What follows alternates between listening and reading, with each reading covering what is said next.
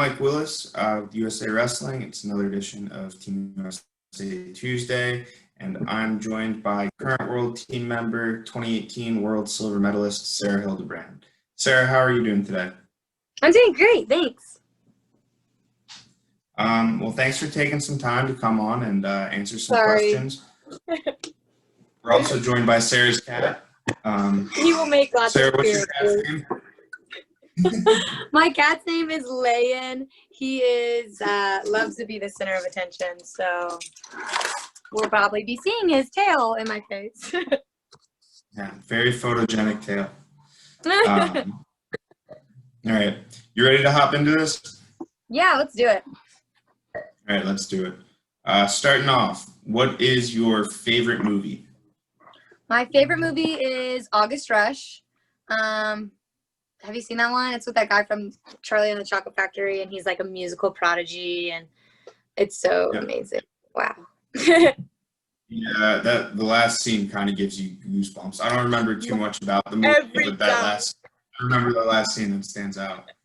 Yeah, so amazing. I haven't heard that one in a while. I cry every single time, and I've seen it like so many times. Next question. Who is your favorite musical artist? Ooh, I don't know. I feel like my favorite musical group is either, like, of all time, Blink-182, and then there's also Rainbow Kitten Surprise, which I feel like that's a group that has hit me. Like, I haven't been affected by a music group like that since probably Blink-182. I also really love Led Zeppelin. Something like that. I love alternative music, alternative punk. So, and rock and roll is obviously just a classic. Right on. It's funny. Rainbow Kitten Surprise is my wife's favorite band, and I really like them a lot too. Oh my gosh, yeah, amazing. Found their music and then like went through every single album they had, and I don't usually do that. Right. Really. They're awesome. Yeah, so good, so unique, just an awesome sound. Everybody check them out. Yeah, right. We're resounding endorsement. What is your favorite food, and maybe what's your favorite healthy food when you're kind of, maintaining your weight, and what's your favorite food when you can eat anything you want? So when I can eat anything I want, I love bread, and that's like, honestly, I just love the idea of it, like how you make pastry or how you make sourdough bread. It's so interesting to me, and then on top of that, it's just so tasty. I would say like any type of puff pastry is my favorite. So, croissants, morning buns, like could live off of that. And while I'm eating healthy, I'm definitely a veg head. I love veggies. My favorites are Brussels sprouts and cabbage. I love dates as something sweet when I have a permanent sweet tooth, so I would say I have to replace it with something, and dates with a little bit of peanut butter is probably my go-to. But yeah, I love veggies and I love bread, so. Gotcha. Do you have a favorite bakery or anything, a place where you go to get, artisan bread or pastries or anything like that? Yeah, so there's actually a lot of cute places around Colorado Springs. The best place it's called Nightingale Bread Company, and it just has amazing vibe and aesthetic. It's like very, artisanal breads and so many cool things. And I think on Saturdays they have sourdough pizza. And so I just love the whole vibe. Like in another life, that is what I would do. I try to bake bread regularly. I'm not super great at it, so I don't think I would love to open up a bakery like that. But for now, I just thoroughly enjoy them. Next question. What is your favorite sport to watch other than wrestling?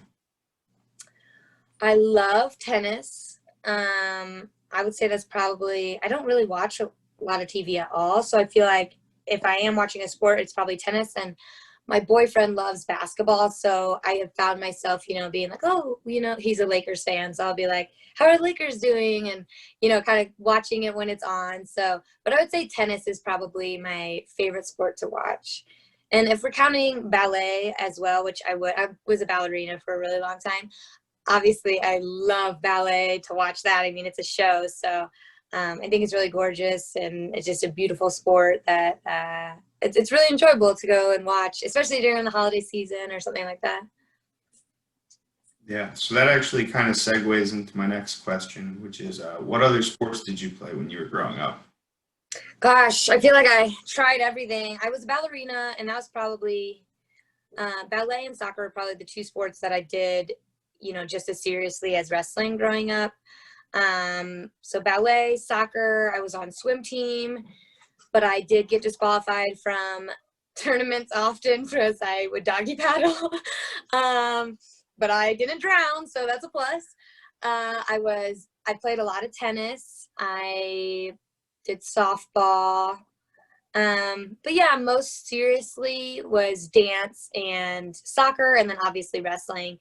And then eventually just wrestling. So it's like one by one, each dropped off until wrestling remained. Yeah.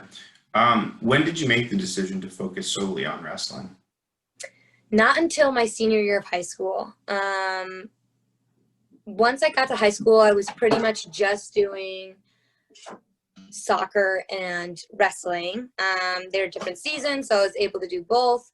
But I was still playing club soccer very competitively. So there was a lot of like, wake up in the morning, go to wrestling practice, after school, go to soccer practice, after soccer practice, go to wrestling, or vice versa.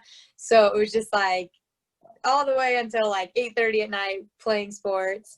And I loved that. I think it gave me a good sense of like rest. Oh, there's land between each sport and not getting too burnt out on anything else. And then by my senior year, it was like, I want to go to college to wrestle, and clearly this is what I like more, and just kind of zeroed in on that. Yeah, and the rest is history. The rest is history, as they say. Who is your favorite wrestler to watch, either past or present? So obviously my little brother is my favorite, because I just emotionally is more so than anybody else that I'm watching. So watching him, I guess he's my favorite. I also get really freaking stressed watching him wrestle, so maybe he's my least favorite. But I think he's so talented. On the boy, also on like the senior level boys end, I love to watch Jordan Burroughs. He's just so insane. I feel like he does things that you can watch, but you just can't replicate, because it's just pure talent. And I'm like, wow, that's just so cool to watch. I always just think about like my boyfriend who does not wrestle, even he can like see that when he watches Final X, he's like, gosh, that's so fun to watch. It really is. So I guess if we're not counting my brother, it'd be him. And then on the girls' side, I love Clarissa Chan. She also is just so incredibly talented. Getting to wrestle with her now, you really get to feel it, what I'm seeing. And she's just so impressive in so many positions. And so it's really cool. So your brother wrestles for Central Michigan. Yeah. Had a really good season this year. Obviously wasn't able to compete at the NCAA championships. But was that, like in a world where, everyone's experiencing fallout from COVID, but you two specifically, experienced kind of the sports side of COVID. He's missing the NCAA championships. The Olympics get pushed back a year. Were you guys kind of able to, relate to each other on that level? Oh, for sure. I mean, my heart broke for Drew. It's crazy. Like we were both going through very similar things, but I just really felt for him, and I think it was the reverse for him as well. Like he was going through it, but I know he really felt for me. So, to be able to connect on that level, understand what we're going through, be there for each other, I think that was really important. And, just talking with him and kind of coping with it as we were getting through it. And even now, kind of as we're getting back into things, how we're planning to progress forward, we kind of trade messages on that, and just keeping each other up and mentally in a really great place. And I think that's the most important. So yeah, it was really rough, especially for the family. I know my parents, who are just like obviously our biggest supporters, planning on being at all of our competitions, and then just to have all of that get canceled. I know that, kind of stunk for them as well. So, but as a family, I feel like we, kept each other up really well, and we're in a good place now just to take care of unfinished business. Yeah. Did you guys roll around a lot up, or was the age gap too much? You know, we rolled around a ton. Everybody in the family wrestled everybody. So, but yeah, for a while he was like my absolute favorite drill partner. Even now, I got to go home at one point during the summer and just we had some mats in a garage. I was able to get to wrestle with him. So, I mean, it's just phenomenal. He's on another level. So every time I get to get my hands on him, it's just like, wow, like I can take something away so quickly without him even communicating just by wrestling, you know? So I think that's really lucky. Yeah, that's really cool. I'd be curious to see some of the other, men's freestyle, women's freestyle, brother, sister, sibling pairs, and Yeah, how they do. they should do like a tournament, like siblings all wrestling. So what are some of your hobbies off the mat? So I love to read. I feel like I'm boring. I read a lot. I love fantasy writing. It's just awesome. Takes me to another place. So definitely have my nose in a book a lot. I like to draw and color, so I do things like that. Like I said, I love baking, not just bread. Bread is my favorite, but I really like to even just study how baking works. I think it's super interesting and scientific. So it's kind of a fun thing to apply myself to. One, because I'm not very good. Two, because even if you're not very good, I feel like sugar, butter, and flour just taste good. If it even turns out like crap, you can still enjoy yourself. But yeah, it's just like a fun thing to continue challenging myself. And maybe once I'm done wrestling, I can really kind of get into it a little more. Yeah. Well, Colorado, that's got to be tough, right? Because you're dealing with ocean and stuff too. Yeah, they talk about training at altitude. Baking at altitude. That is the ultimate. That's why I'm like, and I've never really baked anywhere but here. So I'm like, maybe I'm like actually a little bit better. And next time I'm in Indiana, I'm gonna like try and make some bread. But yeah, no, it is so difficult to bake out here. What's the tastiest thing you've baked so far? Whoo, like I said, love bread. I make this like honey oat bread loaf and it's so delicious. Oh my God, just so yummy right out the oven. I made some homemade Pop-Tarts one time, which were pretty good. I don't know. I'm a big cookie fan, but I don't know if those have been my favorite. I love it all. I love sweets. Uh, so you can be funny or you can be serious with this answer, but what is your biggest fear? Ooh, okay. Um, I guess, I don't know if this is my biggest fear, but like, you know, what is it's called? Like trypophobia, like fear of holes or dots. Yeah, yeah. I'm like, even polka dots stress me out. But like sponges or strawberries, like I want to love strawberries, but they scare me. I'm like, oh, get that sponge away from me. Like just, or somebody who like polka dots used to be super, like people wear a lot of polka dots. And I'm like, okay, this is very stressful. And I didn't even know it was a thing for a while, but I remember growing up as a kid being like I said, like anxiety was induced from polka dots. And I'm like, what is my problem? And then finally I like learned that just holes and dots can kind of stress people out. So that is definitely a pretty big fear of mine. And one that just, oh my God, makes me sick to my stomach. Anything in the ocean. I don't like the ocean for that reason, because I feel like everything has holes. That's a really interesting and unique fear. And I like, if you Google images it, maybe don't Google images. Don't Google images. Like gnarly things that come up. So I'm like, okay, I can get how, holes in somebody's flesh would be really disturbing. But like the polka dots and stuff, that's really interesting. That's like a new level of I know. I feel so dramatic too. Like someone will come in with polka dots and I'll be like, oh my gosh, get away from me. Or like band-aids. Even band-aids will like, I won't put them on because or like even a jersey. I feel like that's like a fashion thing. They have like little holes in there and stuff. I'm like, wow, that's really cute, but I feel like I'm gonna have a panic attack. So you're in the thick of it right now, but do you have plans for once your competitive career is over? Nothing concrete. So yeah, I majored in business and marketing, and not for any other reason besides the fact that I felt like it was very versatile and just kind of left the door open for me to pursue what I wanted to. I did mention that I love fantasy books. I also write often, and I would love to like write a fantasy book or series and publish that. So that's a goal of mine, and I think once I'm done wrestling, I'll have a lot more time to pour into something like that. It's funny, when I was writing, there was a time where I was writing very heavily while also wrestling, and I found myself like just wanting to write, and it scared me. So I was like, we're putting away the book for a little, so I could focus on wrestling. So I think once that time opens up and I can give my whole heart to it like I have wrestling, that could be a potential path that I go down. So yeah. Are we going to see Sarah Hildebrandt on the cover, or is it going to be a pen name?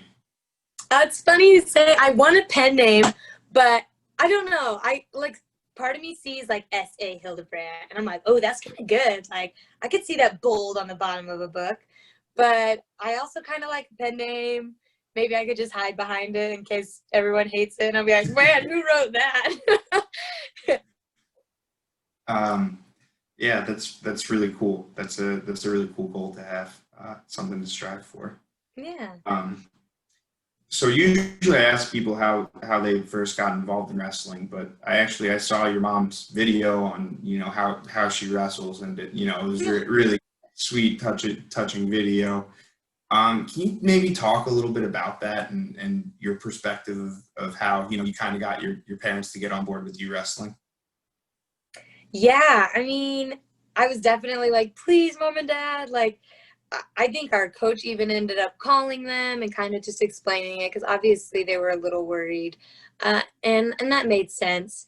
But I think they just saw how much I really loved the sport. I mean, by that point, I was so obsessed in terms of how much like when I was watching wrestling, it was every single match. Everybody took all the stats and would break things down, you know, like every type of double, every single leg, for each person. So because I just loved being immersed in the sport. So I think it was, like my mom said in that video, how could she say like, no, you can't do that? And I remember I came out of tennis practice actually, and she's like, okay, we'll let you wrestle. And I'm like, drops the racket. Like, we're done with this to wrestling. So, so it was really awesome. And I actually did one of those how she wrestles videos, and I read from my journal. And I remember reading in my journal just recently, just being like, my parents said yes, I'm so excited. And, that clearly obviously changed my whole life. So I'm just so glad that they were open-minded and could see, like, who are they to say no, that I can't wrestle? I can do anything, but I can't wrestle. So I think that was, obviously very great that it happened that way. And they've been so supportive since. Yeah. So over the past couple of years, you kind of keep going down weight classes. You're at 50 now. You're having some really good results. Obviously nothing since the Pan Am qualifier, which you qualified the weight class for the Olympic Games. How's it been, and how is essentially having to maintain the cut for a whole additional year treating you? Right. Yeah, that was not something I planned for. Yeah, basically when we were, deciding going down to 50, it was definitely like, look, this is something you make, and like you only have to make it this many times. And so once this kind of shifted into now we have an extra year, for a little bit I was just trying to keep my weight as, I'm like trying to control it too much, I feel like. And it just wasn't good for me mentally. I don't think it's good for me physically. And since I have so much time, I was like, you know what? Do yourself. I eat pretty clean most of the time. So it's like, just keep eating clean, keep working out. And so obviously when I wasn't training as much, I put on some weight. But now that I'm getting back into it, just naturally my weight's starting falling back down. I'm sitting in a good place right now. So just, I think, not being too hard on myself. And then once again, I don't think I'm really planning on making 50 scratch until next year, or maybe in the Christmas season, just to have like a mock weigh-in around then. And and just not be too hard on myself. And then once again, it's just like what I did last year. Once January comes around, that's where I'm going to start hitting it probably once a month. But last year I had a plan starting in October was when I started my descent down, and I'm looking to do the exact same thing this year. So I got a few more weeks left to just kind of be a little more lighthearted about everything, and come October, make small changes that make a big difference, and we'll go from there. So Awesome. What would your reaction been in like around the 2012 Olympic cycle when think you're competing at Junior Worlds at 55 kilograms? If someone said, "Hey, come 2020, you're going to be making an Olympic run at 50 kilograms." I would have laughed at them. Oh my gosh, it's so funny. Like literally just every year, I'm like, man, if I go one more year, they're gonna have to add a new weight class. Go down. Yeah, no, there's no way. And it's so crazy too, because I struggled to make 55. It wasn't like I was like, no, I don't want to cut weight. I was walking around at, 59, 60 kilos. Hello, Lan. And now I walk around at like 52 kilos. So it was a big lifestyle change. I really did lose a lot of weight. So no, I could have never imagined someone telling me in 2012 that I would be at 50 kilos. But we're doing good with it. So I really enjoy it. I like, living that lifestyle, and I feel so good down at the weight class. I feel like I move well.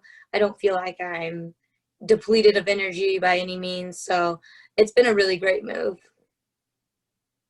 What inspired you to make that lifestyle change? Because like you said, it wasn't just a weight cut. It was kind of... Yeah. So I actually made the lifestyle change when I dropped down to 53. And it was around this time, actually, Labor Day. I always remember it like so distinctly. Like I woke up, it was literally Labor Day, and I'm like, things need to change.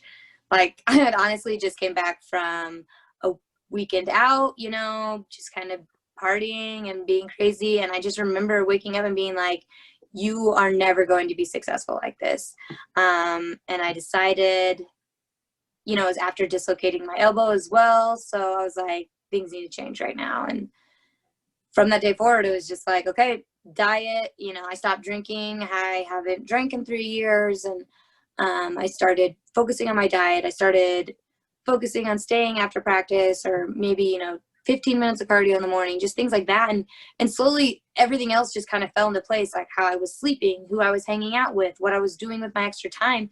It all just became things I wanted to do, and my body, I could tell, was craving or needed. And it just set me up in a really good place that I just fell in love with it, and I really just enjoyed like finding healthy alternatives and, just things like that. And it's kind of just fun to see the actual changes it has, and then also the results it produces. So it started then, and then I just kind of changed a few more things. Once I went down to 53, I just kind of kept getting a little smaller. Before 2019 Worlds, I was walking around about 52 kilos, and I was wrestling 53. So it just made a lot of sense to, lose the extra 2 kilos. Initially, what was the hardest part about it? Like dropping down to 50, or just like starting in general? Just like the, changing your lifestyle. Yeah. I would say it was just being patient, because my whole life I had cut weight by like, oh, it's a week and a half before competition. Let's starve ourselves and deplete ourselves of water and run and sauna. And, once I started this lifestyle change, I was starting months in advance, and I was,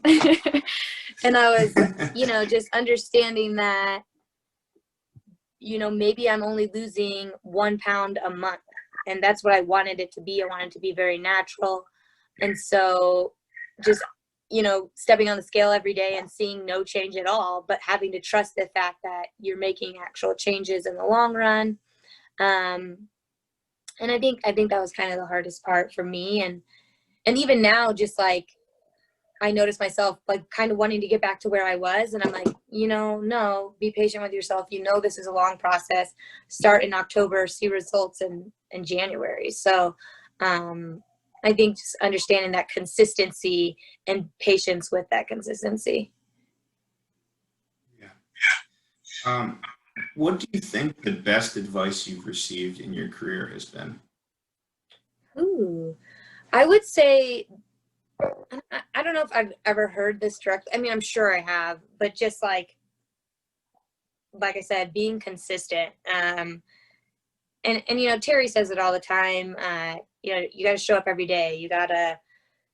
It's such a bigger picture than just like one time or not even just consistency in terms of every day, but in consistency in all aspects of your life. And I think that's where for me, I've saw the most change and the most success from it is like I'm showing up to practice every day and being consistent there, but I'm also showing up, with my diet, I'm showing up with my sleep, I'm showing up with my sports psychology, my sports medicine, like being consistent in as many realms as possible. Even now, I have this extra year to prepare.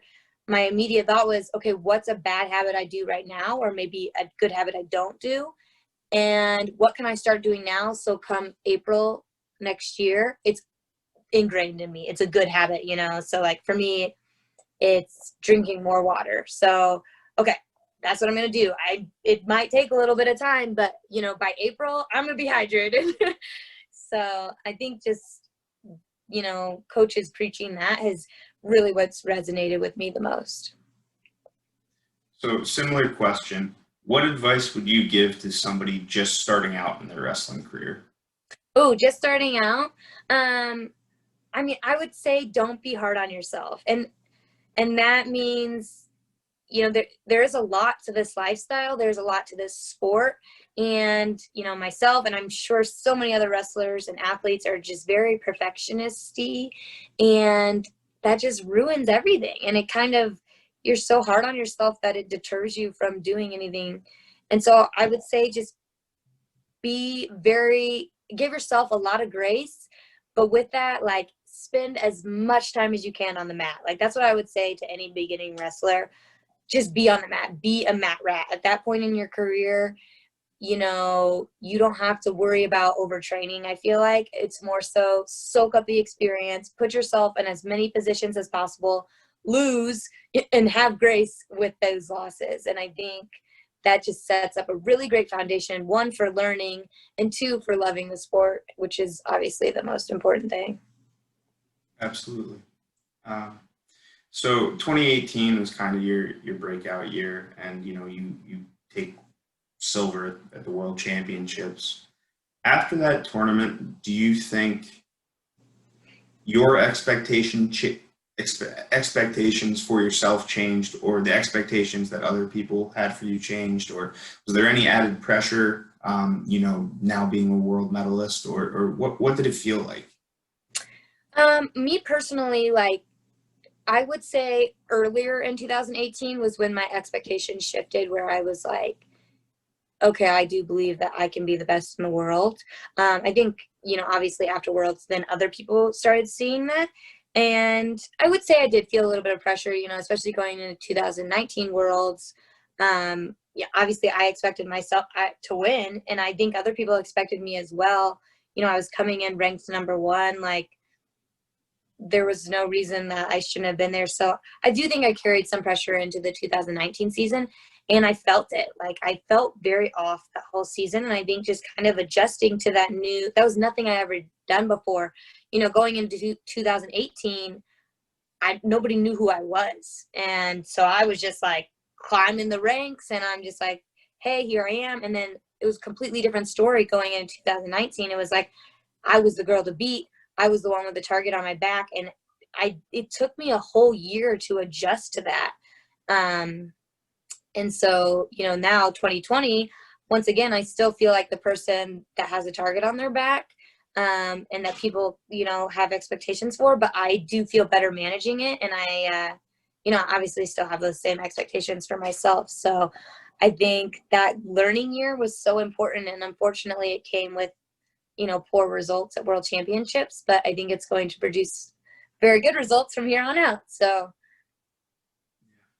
How beneficial is it for you to have the bye to the Olympic team trials finals? that's awesome. It's just cool and exciting. And I think it's like, you know what, it's 2 matches, 2 wins, that separate me from making that team and reaching a really big goal of mine. And so I think it makes me feel nice knowing that I don't have to go through a whole tournament. I don't have to, going through that whole tournament, you lose once, you're done. Like that's it. So knowing that I'm already there and just get my 2 wins. But I think it's going to be important for me too to just really still get a lot of wrestling in and feel prepared. I don't want to come in feeling flat or tired. And like I said, 2019 was great for that as well. Kind of sitting in the bye for Final X, I learned some things through that. And same with 2018. So kind of just learning and understanding what it's like sitting out and wrestling just 2 matches. So, but yeah, I'm excited. I think it's really cool. It'll be nice to see who comes out through the tournament. It's obviously a super loaded weight, so it's going to be a fun one. Yeah. So the weight class is loaded, and it's kind of funny because even with your limited experience at 50 kilograms, you've already got your hands on Whitney Condor and Victoria Anthony, who are obviously number 1 and number 2 on the national team currently at 50 kilograms. How beneficial was it? And I mean, I know over your career you've seen them before too. How beneficial is it to get recent competition with some of probably the toughest women in the bracket that are going to be in the bracket? Right. Oh, so important because like I have gone through the years practicing with them so much, because I was just the weight class above them. So we practice together a lot, but one, it's a different story when I'm down on weight. 2, it's a different story when it's a competition and there's something on the line, So I'm so glad that I got to, get my hands on them and see what it's like. I think they would say the same. And just kind of making those adjustments and actually feeling things versus just like seeing things from film. We all know what each other does at this point. We watch the film, we've trained with each other, but to feel it under a stressful situation is very important. And I'm glad that's something I've gotten to do, especially, I don't know when or if there's a time before Olympic trials that could happen again, who knows. But yeah, I welcome those moments. I think they're very beneficial. And I'm definitely not the type who's just like, no, I don't want to wrestle you because you're in my weight class. Like even now, me and Erin Golston and Amy Fernside, also 2 girls in that weight class, we train together regularly. We're helping each other out. We're correcting each other. I think that just levels us up all as a whole. And that's what makes the weight class so strong. Yeah, absolutely. So during, a particularly tough training session, or maybe, a practice where you're not feeling 100%, where do you find your motivation to dig deep and, do that one more rep or that one more sprint or, put in that max effort? Right. That's like my favorite part of wrestling is just like finding that in you to keep going. Like I absolutely love that grind. And, so I feel like for me, it's definitely just goal oriented because there are a lot of days I wake up and I'm like, holy cow, I do not want to go to this practice. But I think understanding and always keeping my end goal like very on the forefront of my mind just pushes me through a lot of those things. And it's just easy to, when I'm feeling like crap, like I don't want to do this at the rep, you tell yourself, okay, well, you want to be an Olympic champion, like just do this rep. All you have, and I tell myself that all the time, I'm like, okay, if all I had to do to be an Olympic champion was do this next rep, you would 100% would be able to be an Olympic champion if you did the rep, could you do it? And so I just keep telling myself like, and I will literally tell myself that maybe 40 times a day, like for every minute on the treadmill, I'll be like, okay, you just have to do 1 more minute on the treadmill and you'll be an Olympic champion. And so I do the minute and then I need to do it again for the next minute. And that really works for me. And it's just like, like I said, I think it helps keep that goal very centered and focused on my mind. And then it's also like, how can you say no to keep pushing yourself when it's matched up against a goal of that magnitude? There's no way I could not say no. Like I could not quit when it's matched up against something like that.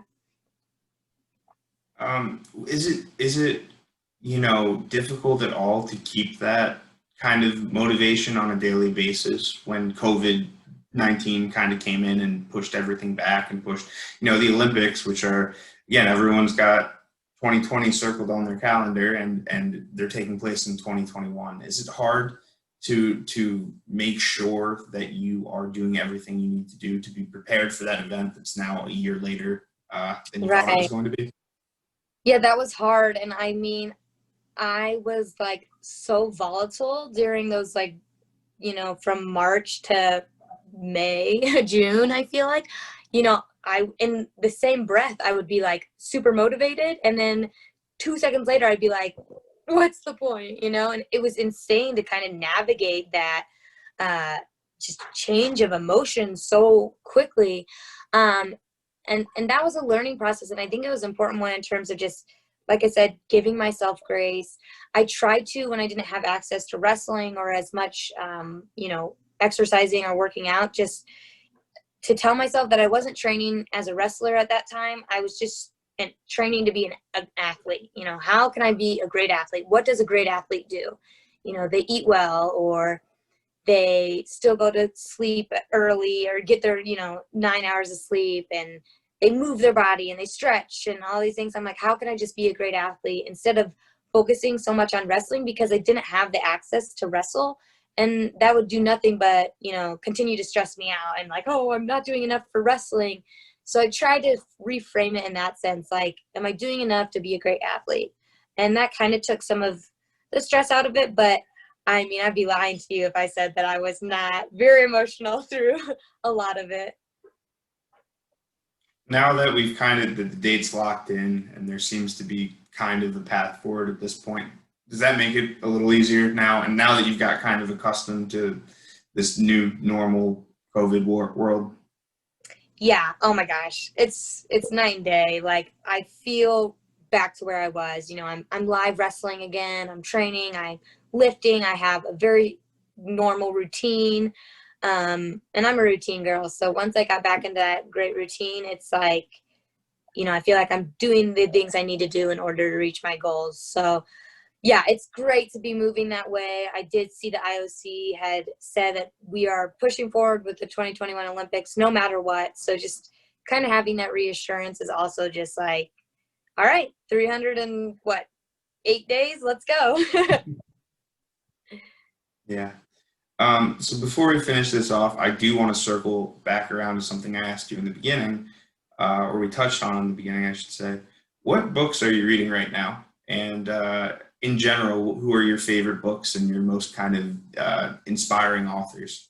Yeah, okay. So I'm reading a book right now. Gosh, I don't even know what it's called. The first one's called A City in Brass. I think this one's called like An Empire in Gold or something. Anyway, it's about this magical Jinn kingdom and they're at war, and it's freaking awesome. I'm on the third book, and the whole series is just 3 books, but I raced through them once I got them going. They're so fun. As far as authors go, Patrick Rothfuss is one of my favorites. He wrote The Name of the Wind, and that's a series. But he moves at like a George R.R. Martin pace, so proceed with caution, or take your sweet time reading them, because who knows when book 3 is coming. But I would say my ultimate favorite is Brandon Sanderson, and he just surpassed Patrick's Rothfuss because he just pumps out the most amazing novels, like year after year.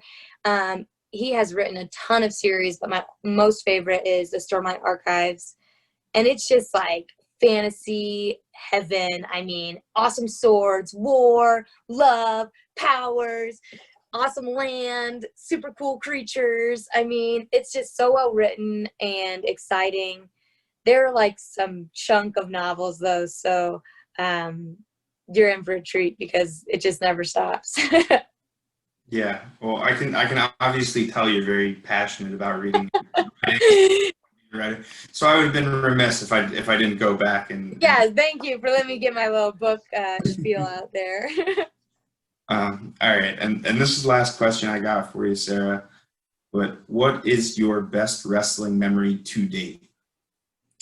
Ooh, I would say after I just won my semifinals at World Championships, and someone came up to me and they were like, they said they saw my parents like tear up a little, and that made me tear up a little. Like, I don't think I was that emotional, but like just imagining my parents and knowing how much that they've given for my dream, and there they are in Budapest, they travel all over the world, and that we had just taken a really huge step in my career together, and knowing, it was a big moment for them as well. So I just feel like I just really treasure that, and I think back to it a lot just as motivation. Like, I can't wait to have the next success with them, so I really loved that.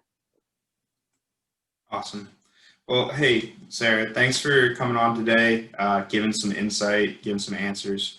Looking forward to seeing you back on the mat soon. Yes, thank you so much.